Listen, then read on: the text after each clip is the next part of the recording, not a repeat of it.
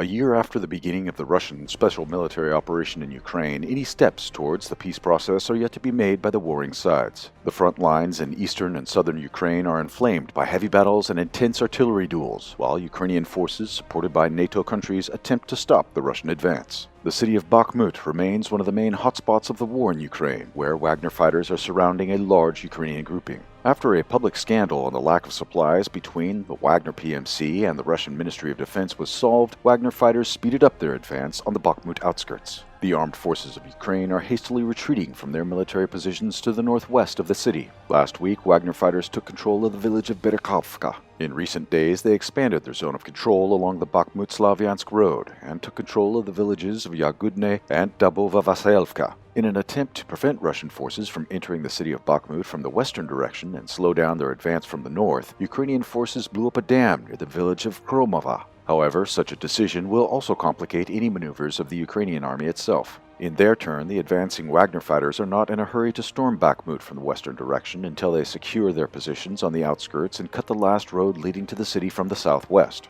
From their positions in Berkhovka, Wagner assault units are advancing to the south. Fighting is ongoing in the area of the water reservoir. Russian forces are approaching the village of Bogdanovka, located on the northern outskirts of Chasov Yar. Meanwhile, to the east of Chasov Yar, Wagner fighters managed to recapture some of the recently lost positions along the Bakhmut-Konstantinovka highway near the village of Ivanovskoye, also known as Krasnoye. This village is a strategically important stronghold, control of which would allow Russian forces to strengthen their fire on the last road leading to Bakmut. Heavy battles are ongoing in the city itself. In the northern districts, the Wagner units are advancing towards the Artemovske metal processing plant. In the east of the city, the Wagnerians are already approaching the Bakhmutka River and have gained a foothold in residential areas on Kooperativnaya Street.